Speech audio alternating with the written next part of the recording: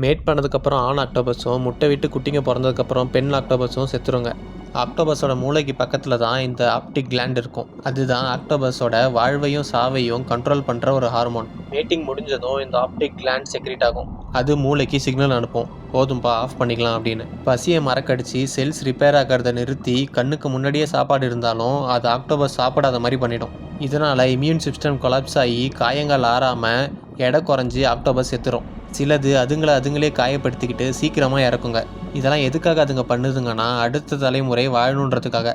ஆக்டோபஸோட வாழ்நாள் ரொம்பவே கம்மி. அப்படி மேட்டே பண்ணாமல் இது இருந்தாலும் அதிகபட்சம் 3 வருஷம் உயிரோடு இருக்கும். அப்படி மேட் பண்ணதுக்கப்புறமும் பெருசுங்க உயிரோடு இருந்துச்சுன்னா அதுங்க குட்டிங்களை சாப்பிட்றதுக்கான வாய்ப்பு இருக்குது. அப்புறம் பெருசுங்க உயிரோடு இருக்கிறதுனால உணவுக்கு போட்டி அதிகமாக இருக்கும். இதெல்லாம் வேணான்னு சொல்லிட்டு தான் இயற்கை ஆப்டிக் கிளாண்ட்ன்ற ஒரு விஷயத்தை உருவாக்கியிருக்கு. ஆணோட ஒரே குறிக்கோளே வளர்ந்து ஃபீமேல் கிட்ட ஸ்பெர்மை கொடுத்துட்டு சாகிறது தான். இதே ஆப்டிக் கிளாண்ட்னால தான் ஃபீமேலும் முட்டை விட்டதுக்கப்புறம் எதுவுமே சாப்பிடாம செத்து போகுது. உண்மையான கண்டுபிடிக்க தான் சயின்டிஸ்ட் ஆக்டோபஸில் இருக்கிற ஆப்டிக் கிளாண்டை பிரித்து எடுத்தாங்க. அப்படியே ஆப்டிக் கிளாண்ட் இல்லாத ஆக்டோபஸ் மேட்டிங்க்கு அப்புறமா சாப்பிட்றத நிறுத்தாமல் எப்பவும் போல் சாப்பிட்டு மறுபடியும் மேட் பண்ணி முட்டைங்களை விட்டுச்சுங்க.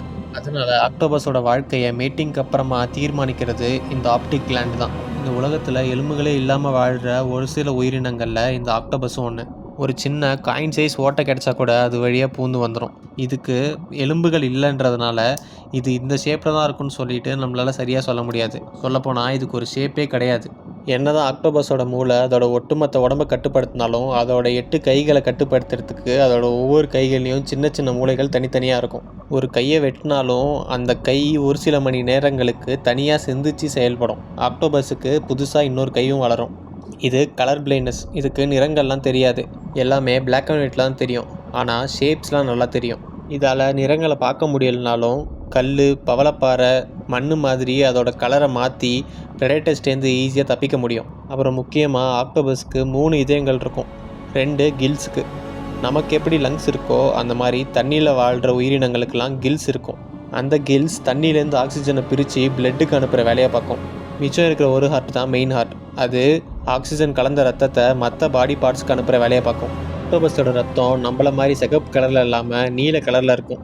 ஏன்னா நம்ம ரத்தத்தில் அயன் கண்டென்ட் இருக்கிற ஹீமோக்ளோபின் இருக்கிற மாதிரி ஆக்டோபஸோட ரத்தத்தில் காப்பர் கண்டென்ட் இருக்கிற ஹீமோசைனின் இருக்கும். கடலுக்கு கீழே வாழ்கிற பல கோடி அதிசயமான உயிரினங்களில் ஒரு சின்ன பகுதி தான் இந்த ஆக்டோபஸ்.